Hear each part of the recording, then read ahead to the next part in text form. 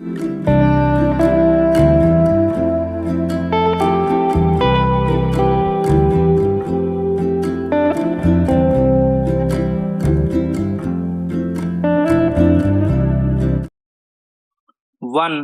2, 3 start. उपाध्यक्ष महोदय, मैं राष्ट्रपति महोदय के भाषण पर जो धन्यवाद प्रस्ताव है उसका समर्थन करने के लिए खड़ा हुआ हूँ। मुझे इस बात की खुशी है कि हमारी सरकार ने समाजवाद का केवल नारा ही नहीं लगाया है, बल्कि समाजवाद को मूर्त रूप देने के लिए कदम भी उठाने प्रारंभ कर दिए हैं।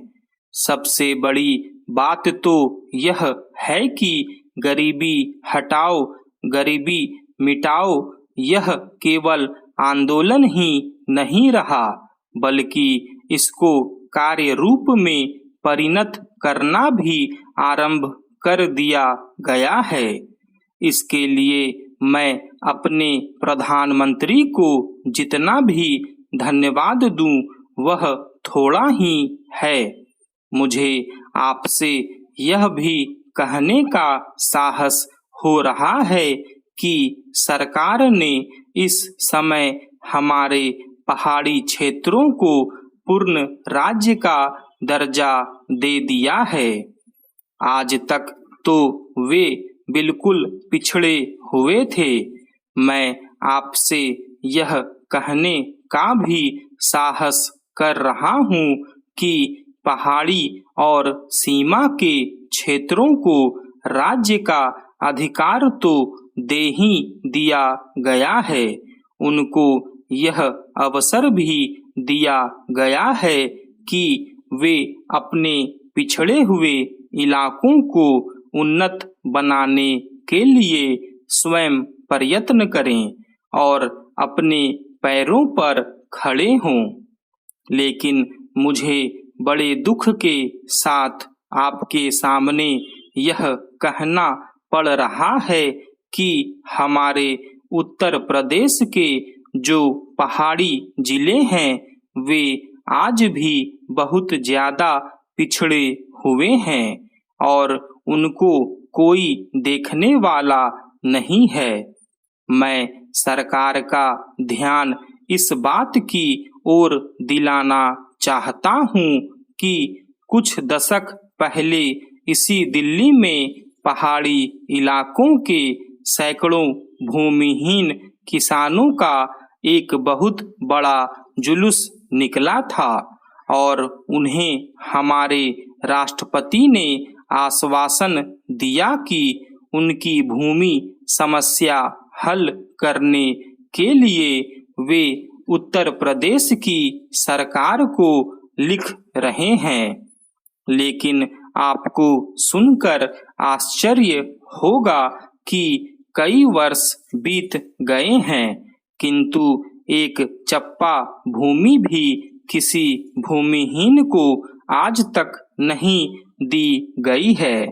हमारे भूमिहीन किसान कभी जेल में सड़ते हैं और कभी कहीं मारे फिरते हैं, लेकिन भूमि उन्हें नहीं मिली। इसी प्रकार मैं आपको यह भी बता देना चाहता हूँ कि एक बार हमारे मुख्यमंत्री जी ने भी लिखा था कि हमारे उत्तर प्रदेश के जो पहाड़ी जिले हैं वे पूरी तरह से पिछड़े हुए हैं।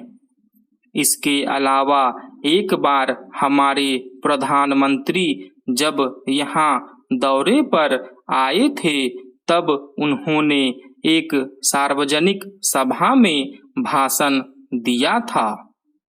उपाध्यक्ष महोदय, अपने भाषण में उन्होंने कहा कि मैंने आज तक ऐसी गरीबी के दर्शन नहीं किए जैसा कि मैं देख रहा हूँ।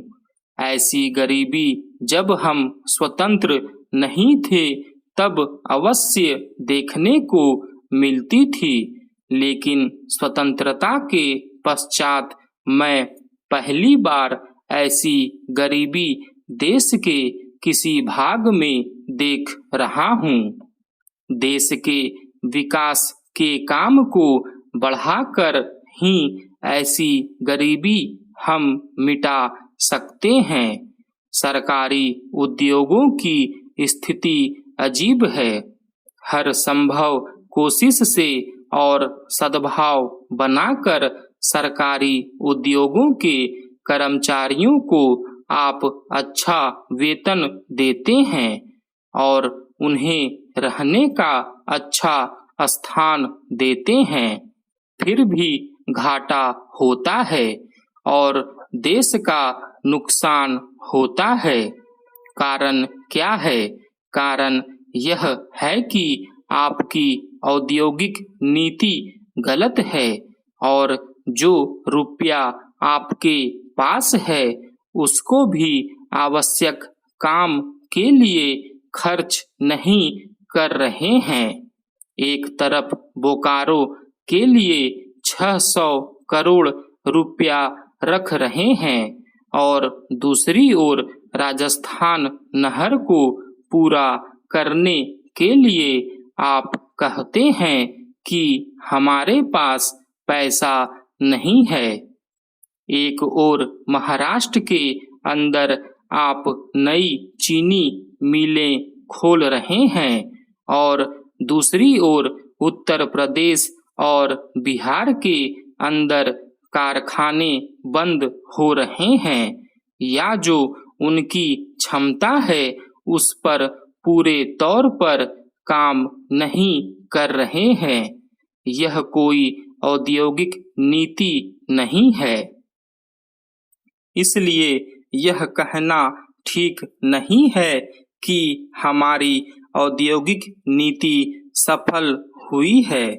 मंत्री महोदय कहते हैं कि वे सिंचाई के लिए एक सिंचाई आयोग बनाएंगे। अच्छी बात है, मगर सिंचाई की क्या हालत है हमारे देश के अंदर, यह भी तो देखिए। जिस समय हमारे देश में कोसी बांध का काम शुरू हुआ था उस समय पाकिस्तान ने एक बांध पूरा कर लिया था। वहां उससे सिंचाई हो रही है और हमारे यहाँ इसका काम आधा भी नहीं हुआ है। राजस्थान नहर शुरू हुए कितने वर्ष हो गए हैं, परंतु अभी भी वह बनी नहीं। हमारे यहाँ कोई ठीक तौर तरीका नहीं है। मंत्रियों और सांसदों के मकानों के लिए करोड़ों रुपए निकल सकते हैं, मगर देश के उद्योग के लिए, देश के किसान और मजदूर के लिए जो रुपया चाहिए वह नहीं मिल सकता। उसके लिए रुपया नहीं दे सकते हैं। यह कोई उद्योग नीति नहीं है, यह एक खिलवाड़ किया जा रहा है। मैं कल सदन को बतला रहा था कि कुछ सड़कें विश्व बैंक की सहायता से बनने वाली थी। स्टॉप।